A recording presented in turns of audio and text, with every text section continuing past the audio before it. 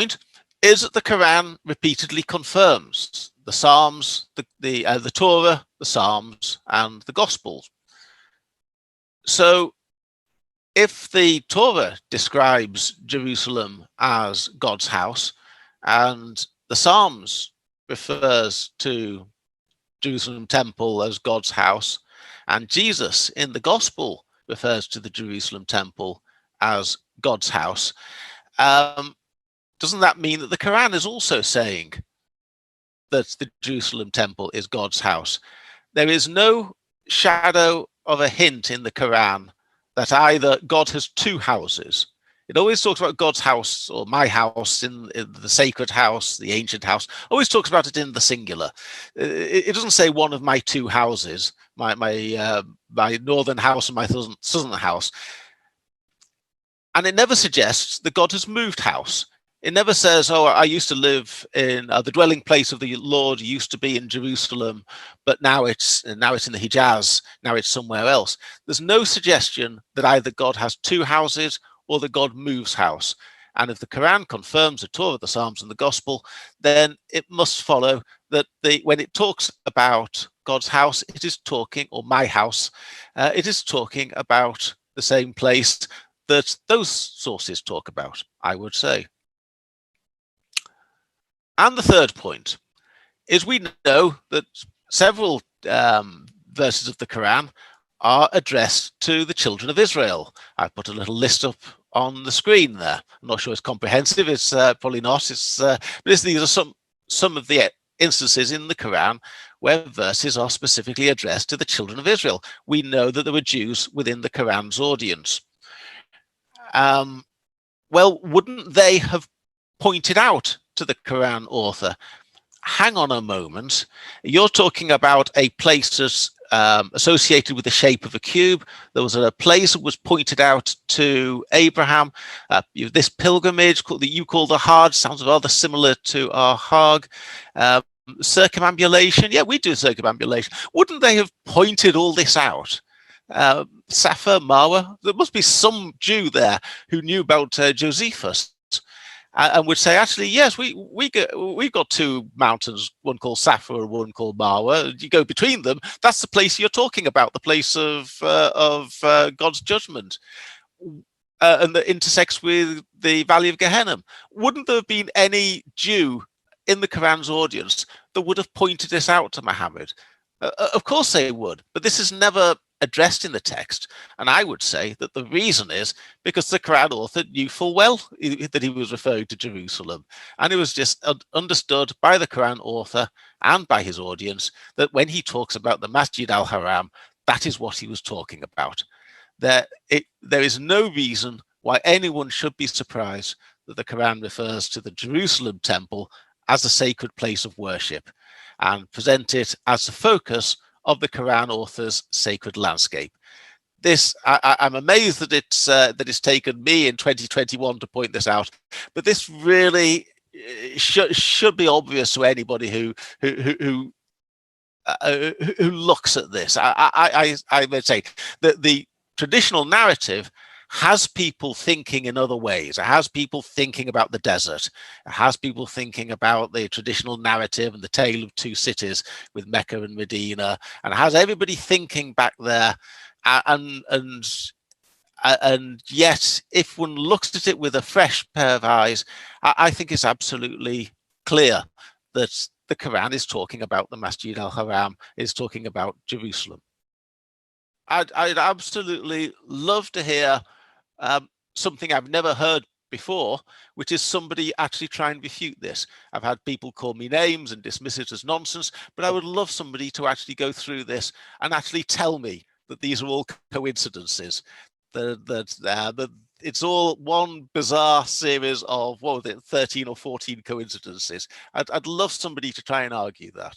Now, to be fair, the vast majority of Muslims who are going to be watching this will not even be aware of first of all, what the Quran says or what the traditions say. All of those that I've had this kind of discussion with on the historical anachronisms in the Quran or in the traditions, almost all of them, the only ones that have been able to come back or try to defend it are the much more knowledgeable Muslims who in themselves have seen that this is a problem. They don't know how to deal with this. You're bringing up a real thorn in the side. You're bringing up the elephant in the room that no one wants to talk about in Islam. And that is so much of the premise behind the Quran and the traditions are dependent on everything taking place in the Hijaz, in the central part of Arabia. And what you're pointing out, this just cannot be, you cannot do this, especially with what we now know of all the historical and archaeological evidence that supports the biblical text, the biblical characters all existing 1,000 miles further north. The elephant in the Quran, Jake.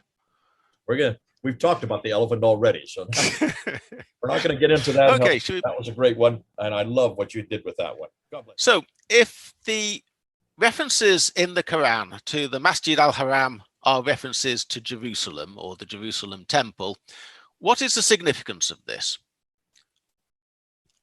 Well, first of all, believers are told to pray towards it or to face towards it when they pray in Surah 2, verse 144, and later on 149 and 150. Well, this is not any great surprise to anybody who knows the Hebrew Bible. There are various references there to facing towards Jerusalem when one prays. To find somebody in the writing a book in the traditions of Abraham and Moses to tell them to face towards Jerusalem when they pray would not be, I think, a surprising thing.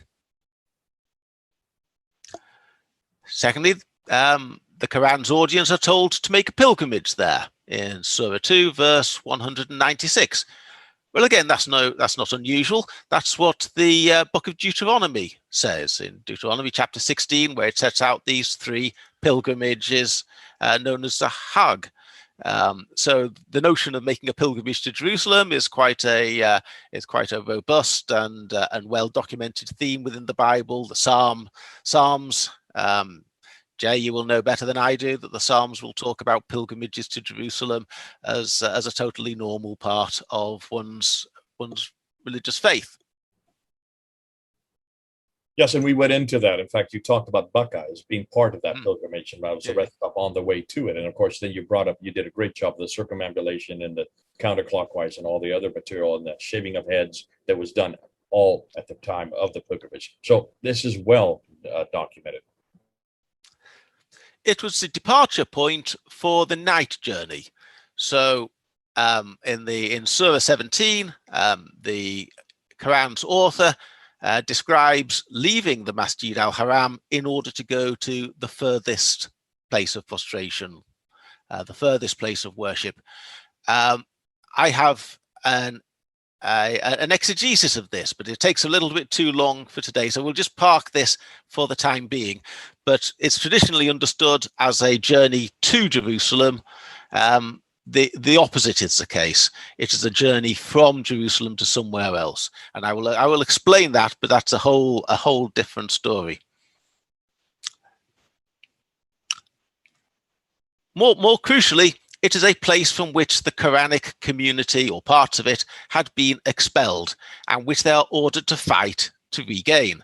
This is a theme that is returned to in Surah 2, verse 191, and then verse 217, Surah 8, 34, and then Surah 22, verse 25.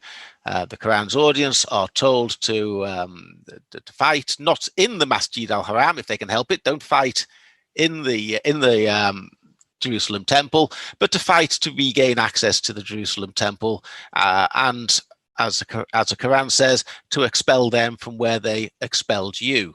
So on my thesis, if I'm correct, we should find that members of the Quran audience have been expelled from Jerusalem. Well, let's hold that thought. It's a place that God promised them that they would enter. That's the verse, I think, or very close to the verse which talks about shaven heads. It says, Surah 48, verse 27, God promises them that they will, the Quran's audience, that they will enter the Masjid al-Haram, will enter Jerusalem with shaven heads. Seems to be a place where they make a treaty, because there is a treaty made at the Masjid al-Haram in Surah 9, verse 7. That's interesting. and it is a place from where they are eventually able to exclude their opponents. Surah 9, verse 28, Muslims or the Quran's audience are able to expel the mushrikun from the Masjid al-Haram on pain of death. So what we are looking at, what we are looking for, is a place, or maybe is Jerusalem, from which has had some people expelled from it, where the Quran audience, on my theory, would be fighting to recapture it, and when they eventually do recapture it, and then exclude their opponents from it. So, in a nutshell, and I'll come back to this in a future video, Jay, if you're happy to have me back. No, you haven't got to the best stuff yet, though. That's yet to come. That's what we're going to do next. But is it a coincidence that Jews seem to have been expelled from Jerusalem at around this time? And is it a coincidence that all the historical evidence, the contemporary or broadly contemporary evidence with Muhammad, have him fighting in Palestine? And is it a coincidence that Jerusalem itself falls to the Arabs in 637 or 638? The history supports the idea that this is what the Quran is actually all about. For the first time in 14 centuries, we are now in a position to read the Quran and actually understand what it's talking about, because it's talking about Jerusalem. It's talking about it as a holy, sacred place to which people should pray and make pilgrimage, but it's also talking about it as a military objective, and it's not some hypothetical, detached story. This is exactly what we see in history. We see Jerusalem being the center of battles during this period, and we see that the Arabs do capture Jerusalem and are able to exclude their opponents from Temple Mount. Thanks so much, Paul. This has been good. This is an introductory to this next series of talks that you're going to be doing. We're going to end it there. This is, in some ways, what you have done is you're laying out your Jerusalem thesis even stronger. And you're not only going back to the Quran itself and looking at verses in the Quran, which support all these references to Jerusalem, all these references to the Masjid al-Haram, all these references to the pilgrimage and everything that happens there that we now know happens in Jerusalem. But you're now going to be moving into the historical, you're going to look at the historical scenario. And this is what I really want to get into. That'll be next. But until then, we need to shut it down here, stop here, and let people digest what you've already done. Come back to us. Certainly engage with Paul. He will be looking at the comments. He will be engaging with you. Sit tight. We've got an awful lot yet to do. It's yet to come. Until that time, this is Paul and Jay, 3,000 miles apart. Over and out.